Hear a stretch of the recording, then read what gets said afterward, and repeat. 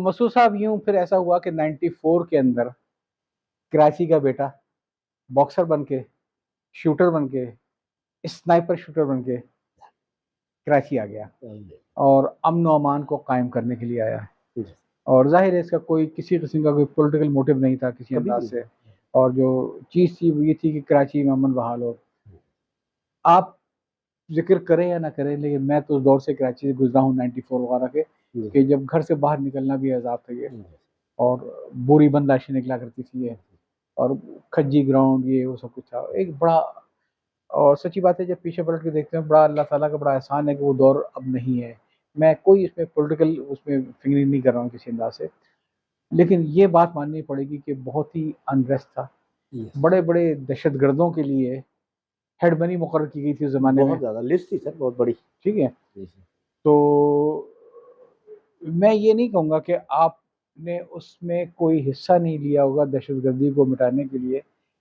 Head money कितनी इकट्ठी की आपने? कभी नहीं अच्छा, मिली नहीं, कोई ऐसा काम ही नहीं किया? नहीं, मैंने ऐसे बहुत सारे काम किए जिसमें सक्सेसफुली कामयाबी के साथ ऑपरेशन किए, जिसमें लेकिन मैं ऐसे आंख बंद करके देखता था, सोचता था, तो मैं कहता था मसूद नहीं, मैं हेड मनी के लिए आया ही नहीं। हालांकि कुछ ऐसे टारगेट थे दहशतगर्दों के जिन पर हेड मनी थी जी, वो पकड़े गए, वो कामयाबी से हो गए, लेकिन नहीं, कुछ ऐसे भी थे जो कि अकेले मतलब बिल्कुल, जिसमें उन्होंने कहा कि यार ये 1 मिलियन तो इसका पक्का दे दो, आज तक नहीं दिया, आज तक। तो केस प्रोसेस में कहीं डाला होगा, अगर मिला भी होगा तो हेडक्वार्टर मैंने कभी आई नेवर आस्क कि वो कहाँ गया पैसा, मुझे क्यों नहीं दिया आपने, क्योंकि आपने तो सिर्फ एक खास मिशन, मेरा मिशन ये था सर। देखिए मैं आपको ये बताऊं, मैं 86 में आर्मी में गया, 87 में हम शाह फैसल कॉलोनी में हमें अपना घर छोड़ना पड़ा, इन्हीं हालात की वजह से। हमारे घर को हमारे मोहल्लेदारों ने आकर हाथ खड़े कर लिए, वही 1947 की तरह कि आज रात आपका घर जला दिया जाएगा, मीटिंग में ये डिसाइड हो गया है, आप लोग यहाँ से चले जाए। सुबह सुबह मेरे एक दोस्त ने आकर मेरे बड़े भाइयों को ये बताया, वो कर्फ्यू के ज़माना था, उस कर्फ्यू में 87 के कर्फ्यू में मैं आर्मी में था, पीएमए में था, तो उस वक्त लोग जो भी कर्फ्यू के लोग थे उनके पास गए कि यार हमारा बेटा है आर्मी में, हम उन्होंने उस कर्फ्यू में कोई जो भी सुजुकियाँ वजुकियाँ 4-5 सुजुकियों में सामान डाला, और सामान डालकर किसी और जानने वाले के खाली कोई घर पड़ा हुआ था वहाँ पर वो सामान, उस वजह से मेरा क्लास 1 से लेकर मैंने अपना बड़ा सारी चीज़ें जैसे आपने लगाई है ना, तो क्लास 1 से लेकर इंटर तक के जितने मैंने प्राइजेस जीते हुए थे जिस जमाने चीज़ के, वो सारा मेरा एक अलग एक छोटा सा स्टोर था, उसके अंदर बुक्स शेल्फ था, बहुत सारे कप थे, मेडल्स थे, वो सारे उस वहीं रह गए, तो कभी नहीं मिले मुझे वापस। वो मेरा दिल में एक कमी होती है ना कि वो क्लास 1 की रिपोर्ट और उसमें बहुत सारे मेरे नोट्स, बहुत सारे टीचर्स के लिखे हुए कमेंट्स, जिन हालात में जाहिर है जान बचा के भागना पड़ा, जान बचा के वक्त नहीं था कि वो सारी चीजें उठाई जाती, सारी चीजें उसमें जो जरूरी चीजें सारी चीजें उठा ली सवाए, क्योंकि वो छत के ऊपर एक स्टोर था, छत के ऊपर किसी के जाने का ख्याल ही ना आया, तो उसके बाद किया ही नहीं। मैं 4-5 साल बाद उस घर में भी गया, उन्होंने कहा चले जाए, कोई नहीं है यहाँ पर, हमें नहीं पता, हम किराएदार हैं, इससे पहले पता नहीं कितने जा चुके होंगे। पहला वो मेरा एसेट था बहुत बड़ा, वो एसेट मेरा रह गया। तो मेरी एक मोटिव था कि मैं अपने, क्योंकि मैं इस पर यही पढ़ा, मेरी सारी तालीम यही, मेरे सारे दोस्त यही, मेरी बहनें यही, तो अब यही ये रहना था, तो मैं इसके लिए पॉजिटिवली जो है ना वो दिन रात। आपके जो मोटिव था बहुत ही पॉजिटिव था जी सर, और कोई इसमें इंतकाम का जज्बा नहीं था, नॉट एट ऑल, बल्कि अमन बहाल करने का। जो कराची वालों को मालूम है कि बोरी में कितनी लाशें निकला करती थी और कहाँ से निकलती थी, मैंने कौन कौन से ग्राउंड बड़े मशहूर थे जहाँ पे हुआ था, ये तो सब याद है हमें ये। तो फिर मैंने जो सबसे, जब मैं आपको सबसे चीज और बताऊंगा मजेदार, कि जब मैं कराची आया, मेरा इंटरव्यू हुआ, उन्होंने कहा सर आपको हम भेज रहे हैं क्योंकि यू बिलोंग टू कराची, तुम्हारी तो यहाँ पर हालात ऐसे नहीं है, तुम दुश्मनियाँ हो जाती हैं, तुम्हारे घर वालों को नुकसान हो जाएगा, तो हम आपको लाड़काना पोस्ट कर रहे हैं, लाड़काना इंटेलिजेंस डेट में आप वहाँ चले जाएंगे। जी बिल्कुल ठीक है, मैं वहाँ चला जाऊँ। तो मैंने 2-3 दिन बाद जाना था, मेरा इंटरव्यू, 1 हफ्ता मैं यहाँ रुका। तो उस हफ्ते के दौरान में एक एंटी रैंसम कार्रवाई हम हो रही थी। उसके अंदर 8 टीमें बननी थी और जिन्होंने अगवाकारों ने, एक डॉक्टर साहब थे, अब मुझे उनका नाम ज़हन से निकल गया, और उन डॉक्टर साहब को अगवा किया हुआ था और टेलीकार्ड के फ़ोनों से वो फ़ोन करते थे जो भी अगवाकार थे, इंटीरियर के थे। तो उन्होंने जब हमारा एक सिस्टम था, उस सिस्टम के तहत जब चीज़ें इस्टेब्लिश हो गई कि अब इन ही जगहों से ये फ़ोन करते हैं, तो वो उन 8 जगहों पर के लिए लांडी में, क्लिफ्टन में, अलकरम स्क्वायर के ऊपर, नॉर्थ कराची के अंदर, जहाँ-जहाँ से जाकर वो हमारा एक सिस्टम था, उन 8 टीमों को अंदर उनको एक अफ़सर कम पड़ गया। उन्होंने कहा यार ये मसूद को डाल लो। अब जब उस मीटिंग में जब बैठे तो उन्होंने वो आइडेंटिफाई किया कि आज चीज़ें इन जगहों पे जाएंगी। तो मोस्टली कराची से बाहर के ऑफिसर्स होते हैं, उनको पता ही नहीं होता कराची का। तो मैंने उनको बताया, हाँ, मैंने कहा यार ये इस तरह है, इसको यह है, इसके साथ यहाँ पर यह है। उन्होंने कहा ये तो कराची का कीड़ा चप्पा चप्पा जानता है। हाँ हाँ। तो बहरहाल उस ऑपरेशन में उन्होंने मुझे शामिल कर लिया। तो उस ऑपरेशन में शामिल हुए तो बंदे पकड़ लिए हमने, अगवाकार अगवाकार पकड़ लिया। उसके बाद उसको मारा फारा, वो ले गया कि कहाँ हमने रखवा है मुगवी डॉक्टर साहब को। उस ज़माने में मेरा ख्याल है 50 लाख या 70 लाख रुपया या 30 लाख रुपया, मुझे आई डोंट रिमेंबर एग्जैक्टली, इतनी उन्होंने हेड मनी मांगी हुई थी, अगवा की रकम तावान। तो जब जिस घर पे वो उन्होंने उनको रखा हुआ था डॉक्टर साहब को, उस घर पे जब हम एकदम बस्ट इन हुए हैं, तो एक डाकू को पकड़ लिया उन्होंने, वो डॉक्टर साहब को निकाल लिया। वो डाकू को, जो मेजर साहब थे, मेजर सईद उनका नाम था, उन्होंने देखा नहीं, उसके पिस्टल लगी हुई थी, उसने पिस्टल लगा के मेजर साहब को मारा, मेजर साहब शहीद हो गए।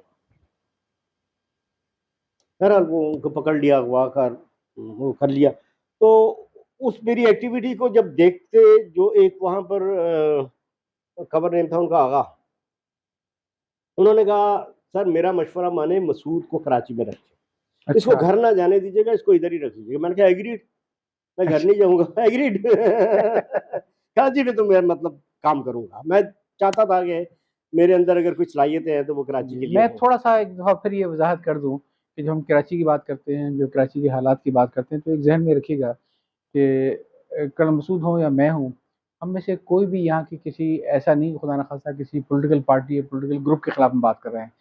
वो दौर वो था कि जब जराइम पेशा अफराद मुख्तलिफ जमातों के अंदर पनाह ले तमाम लेते जमातों थे, के ठीक है, खिलाफ। तमाम जमातों में और तमाम इलाकाई जमातों में, लिसानी ज़बानों में, मजहबी जमातों में जराइम पेशा अफराद एक तरफ तो उनको प्रोटेक्शन प्रोवाइड करते थे और दूसरी तरफ उनकी आड़ में बैठते थे, ताकि अगर कभी वो पकड़े, जैसे भी करण साहब जो किस्सा बता रहे हैं पूरा उसका, तो जाहिर है उसका कोई न तो कोई मजहबी मामला था, न कोई लिसानी मामला था, सीधे सीधे अगवा का मामला था। लेकिन अगर फ्रंट पे कोई मालूम हो जाए प्रोटेक्शन किसी पार्टी की, किसी ग्रुप की है, तो उसमें छुपना आसान था। मैं सही कह रहा हूँ? जी बिल्कुल सही है। तो उसमें जाहिर है कि बहुत माजरत, बहुत सारी चीज़ें मेरे इल्म में हैं, शायद मैं आपसे ना पूछ सकूं, मेरे अंदर भी इतनी हिम्मत नहीं जितनी हिम्मत आप में थी।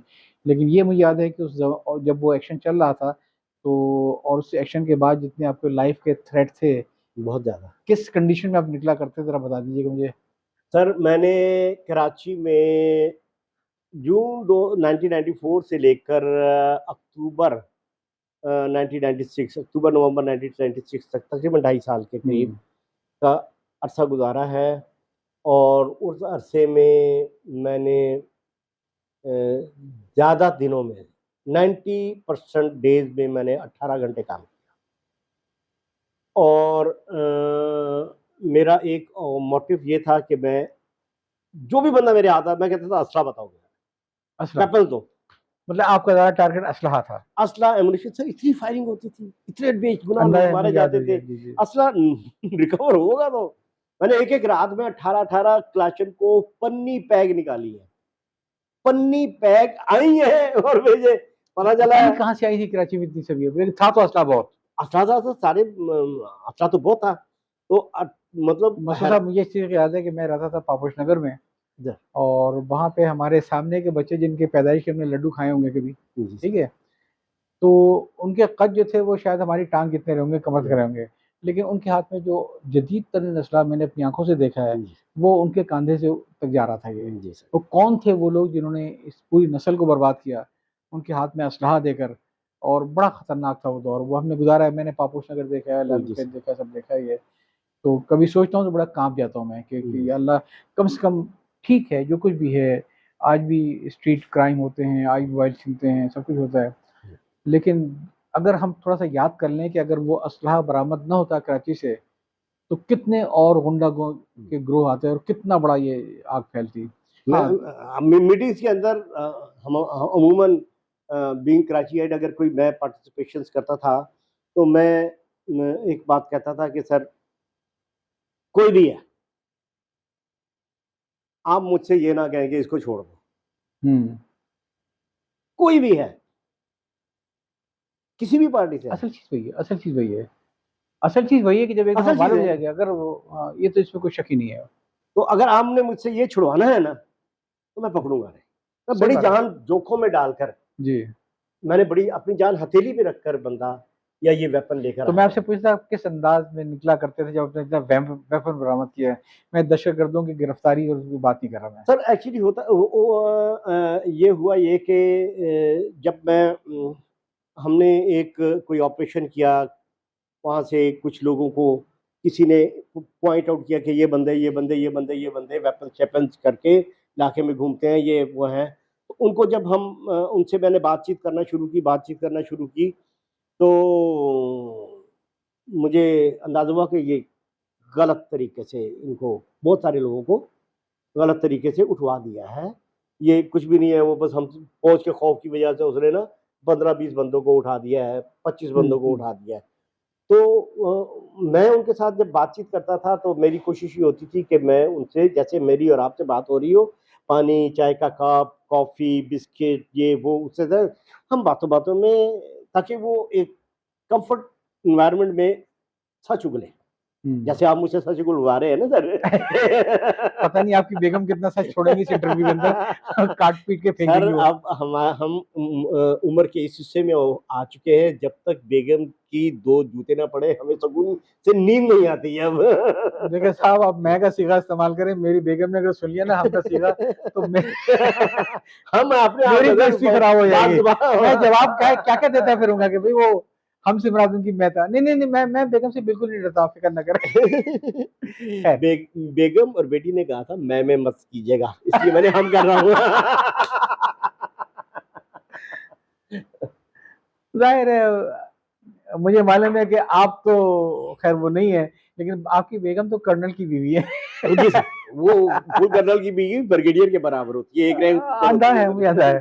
चलो खैर, अब उसके तो बात वो करें कराची ऑपरेशन की। उससे जो है कि मुझे जब जो लोग बिल्कुल मासूम लगते थे या थोड़े बहुत कहीं, देखिए मैं शाह फैसल में रहूँगा और मेरे घर में के बाहर, या मैं नाता खान रोड में रहूँगा, तो वहाँ पर असले वाले लोग, तो मैं डर के मारे भी उनके साथ बैठ सकता हूँ, जी। अपने घर की हिफाजत के लिए। इसका मतलब ये नहीं कि मैं वैसा हो गया। खौफ, डर एक चीज़ होती है ना सर, एक बंदे के बैक ऑफ माइंड में बहुत सारी चीज़ें इम्प्लीकेशंस हो सकती है कि वो वहाँ पर सिर्फ़ जाकर बैठा हुआ है या चाय पी रहा है, तो इसका हुँ, मतलब ये तो नहीं हो गया कि वो उसको मैं उठा लूँ और ये करूँ। तो मैंने बहुत सारे लोगों को पहली दफ़ा मैंने कुछ 20-25 लोगों को अपने कर साहब से कहा, मैंने कहा सर ये तो कुछ भी नहीं है, सारे व्हाइट हैं, मामूली से ग्रे हैं, ये तो इन एनवायरनमेंट को आप नहीं समझते, मैं समझता हूँ। हुँ, क्योंकि आई एम फ्रॉम कराची, तो मुझे पता है कि कह रहे कि यार ये इनको कैसे छोड़ेंगे? मैंने कहा छोड़ देंगे जाकर, चले जाएँ अपने-अपने घरों को, कुछ नहीं होगा। नहीं, नहीं यार कानूनी कार्रवाई। मैंने कहा कुछ भी नहीं, क्या कानूनी कार्रवाई? नहीं, नहीं, नहीं आप पुलिस के थ्रू भेजेंगे। मैंने कहा अच्छा पुलिस के थ्रू भेजेंगे, अच्छा। उन्होंने कहा कंसर्न एसएचओ को हमने बुलाया और उनको वो 28 लोग दे दिए कि यार इनको छोड़ दो। उनमें से 4-5 ऐसे लोग थे कि जो थोड़े, जिनमें में थोड़े से जरासीम थे, उन जरासीम वालों बंदों को भी छोड़ दिया, लेकिन उनके घरों के नंबर ले लिए कि राब्ते में रहना, कुछ भी हो इस वादे के ऊपर कि हम हुँ, आपस हुँ, में इस मुल्क को, इस शहर को हम ठीक करेंगे। तो काइंडली अब मैं, मेरे लिए किसी से दुश्मनी नहीं है, मेरी हुँ, मोहब्बत है इस शहर से, इस मोहब्बत में मेरे साथ चलो। तो वो अल्लाह का बड़ा करम होता था कि वो मैंने हमेशा हर काम शुरू से पहले हज़रत मूसा अलैहिस्सलाम की जो है ना वो दुआ ज़रूर पढ़ता था, सारी ज़िंदगी मेरी मेरे साथ रही है। और अल्लाह ने मेरे अल्फाज में फिर तासीर असर भी रख देते थे, तो वो मेरे साथ काम कर। अब हुआ ये कि उन बंदों को छोड़ दिया, 3-4 दिन बाद मैंने किसी एक के घर पे फ़ोन किया, मैंने कहा अस्सलाम वालेकुम जी, उनके फादर ने उठाया, कहने लगे वालेकुम अस्सलाम। मैंने कहा शाकिर भाई हैं? कह रहे हैं बेटा शाकिर तो नहीं है, आप कौन बोल रहे हैं? मैंने कहा मैं उनका दोस्त बोल बात कर रहा हूँ शाहिद। नहीं नहीं शाकिर तो नहीं है अभी वो। मैंने कहा शाकिर वापस आ गए? 10-15 दिन गायब रहे हैं। हाँ हाँ वहाँ वापस आ गए। तो मैंने कहा उनको ज्यादा मारपीट तो नहीं की? अरे यार वो कप्तान साहब ऐसा, उन्होंने गालियां निकाली। कप्तान साहब इतने कमीने थे, उन्होंने 15,000 रुपए लिए इसको छोड़ने के। माशाल्लाह। 5,000 रुपए या 15,000 रुपए मुझे। भाई मैंने कप्तान साहब ने 5,000 रुपए लिए। मैंने रिकॉर्डिंग पे कॉल रिकॉर्डिंग पे डाली हाँ, और दोबारा उनसे फिर चलवाया। फिर मैंने अपने कर सामने मैंने कहा सर ये जो 28 बंदे दिए, किसी से 5,000, फिर मैं 4-5 और को पूछ गया, किसी से 3,000, किसी से 5,000, किसी जो जिसकी हड्डी पतली थी पुलिस वालों ने ले लिए। पुलिस वालों ने लिए। बदनाम कर्नल साहब। हाँ, तो उस सूरत में सर ये वो ये बड़ा बदनसीबी होती है वाकई ये, कि जिसको करना चाहिए था उसने। फिर मैंने उस एसएचओ को बुलाया, हम्म। समझ गया। कुछ पैसे वापस वो दिलवाए थे? पाँव पे पड़ गया, कुरान उठा लिया, अपनी बीवी बेटी माँ की एक पैसा नहीं लिया, हराम है मुझ पर। अच्छा। पाँव पे पड़ गया। मैंने सुनाया भी उसको, क्या बकवास करते थे। अब आप मुझे ये बताएं, एसएचओ झूठा है या बंदे झूठे हैं? एसएचओ झूठा है। 5 घर नहीं झूठे हो सकते। हाँ सही कह रहे हैं आप। लेकिन मैंने स्टडी की गलती वही थी कि पुलिस को पीछे न डालते। उसके बाद मैंने अपने सर साहब को कहा सर मेरी जिम्मेदारी, मैं अपनी जिम्मेदारी की बंदों को छोड़ा, कोई भी केस होगा मैं अपना नाम मेरे नाम। तो वो जब दौर था, इससे भी मेरी एक नेटवर्क बनना शुरू हो गया। जो वो दौर था जब आप जराइम पेशा उन लोगों को भी पकड़ने में मसरूफ थे, उन दहशतगर्दों को भी पकड़ने में मसरूफ थे जिन्होंने अपनी बका की खातिर मुख्तलिफ पॉलिटिकल ग्रुपों में पनाह ले रखी थी, छुपे हुए थे। उनके बीच से निकालना एक बड़ा मसला था। और मैं आपसे इत्तेफाक करता हूँ कि हर पॉलिटिकल पार्टी में ऐसे लोग होते हैं जो बुनियादी तौर पे जाहिर है वो तो एक्सपोज हो जाएंगे, लेकिन जब कोई आदमी किसी बड़ी मारूफ जमात के अंदर लीडर होगा तो वो एक्सपोज नहीं हो पाएगा। बड़ी हिम्मत का काम था, बड़ी दिलेरी काम था, और लॉन्ग टर्म में इसका बहुत बड़ा इम्पैक्ट हुआ कराची के हालात के ऊपर। ये तो वो आप सवाल का जवाब मुझे बार बार देने से कतरा रहे, पता नहीं कर्नल की बीवी ने आपको मना किया हुआ है। आप चलते कैसे थे उस आर्मी एक्शन के बाद जिसका आप हिस्सा थे? मैं बिल्कुल एक आम, जैसे कराची का खलंडरा, लियाकताबाद का लड़का, न्यू कराची का लड़का, मेरा हुलिया बिल्कुल वही होता था। हुलिया।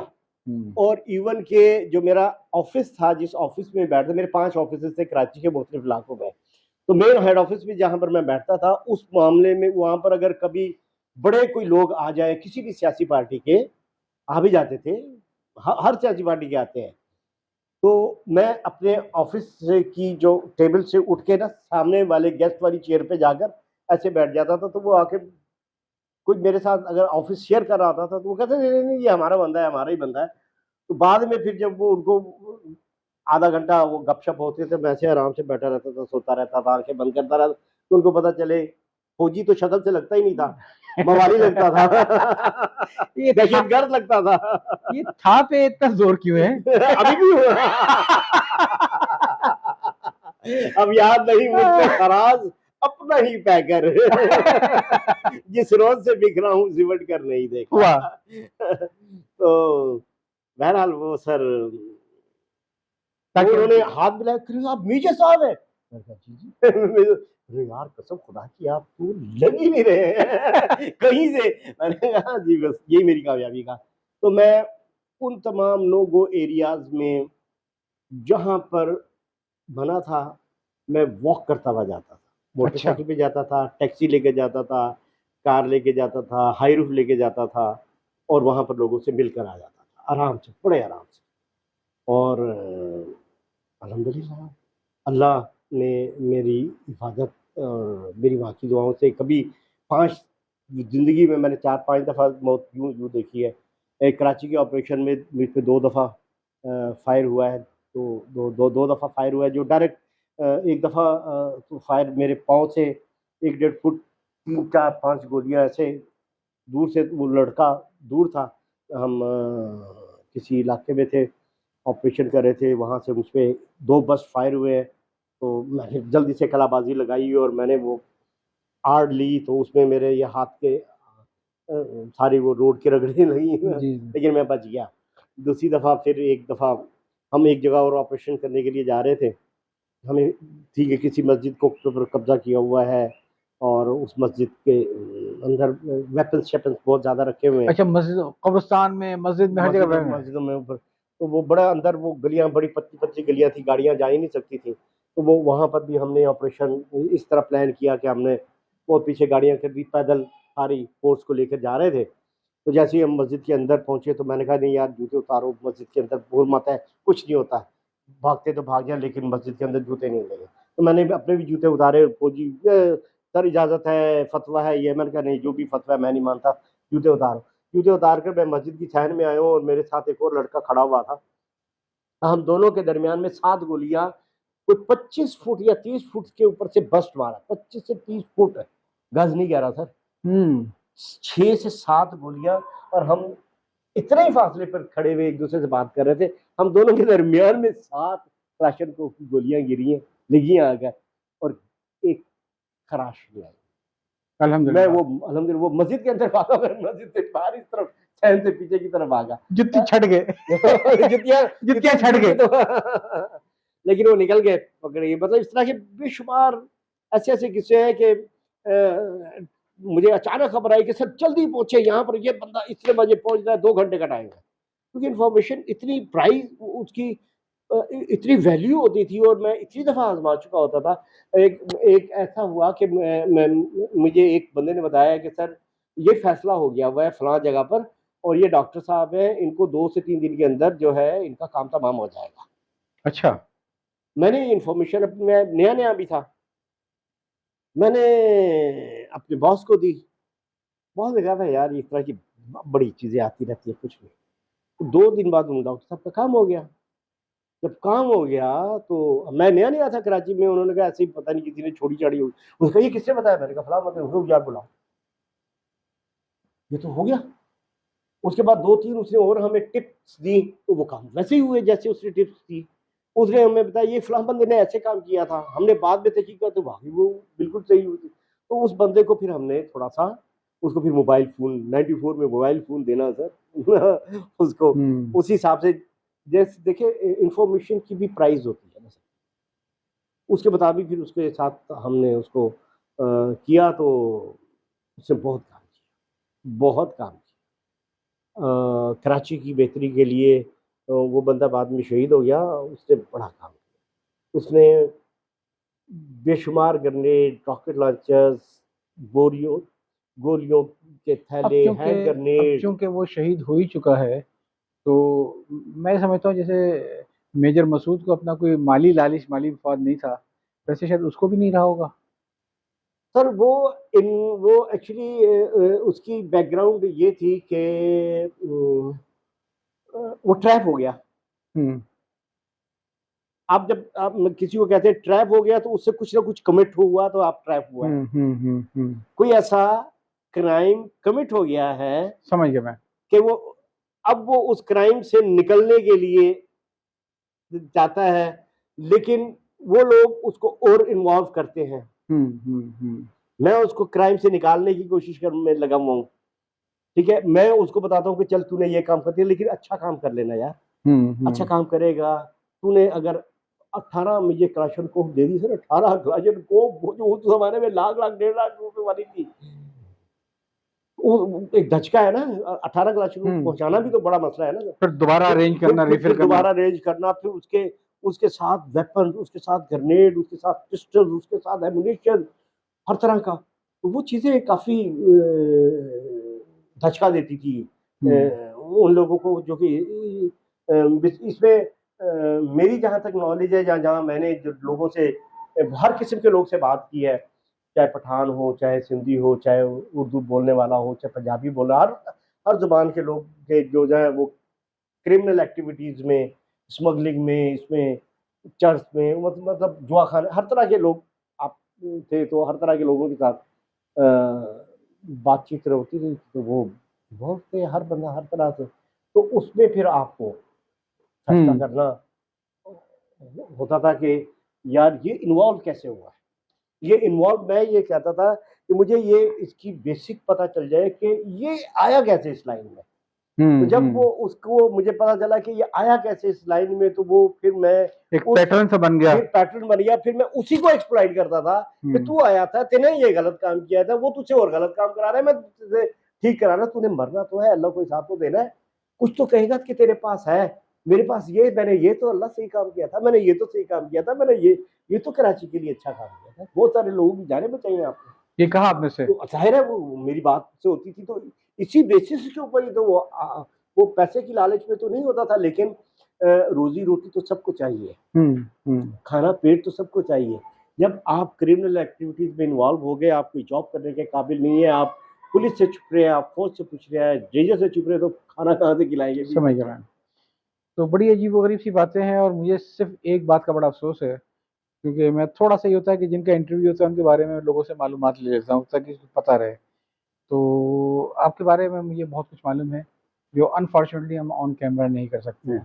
तो लेकिन ये कि जो आपने किया माशाल्लाह, और जिस तरीके से आपने तोड़ा है लोगों को, कोई अपने तौर पे एक माहिर नफ्सियात के तरीके से। बहुत बड़े बड़े क्रिमिनल्स थे सर, जिन जाहिर हम नाम भी ले सकते हैं मैं आपने। मैं क्रिमिनल्स या ये कह लें कि जो भटके हुए लोग थे,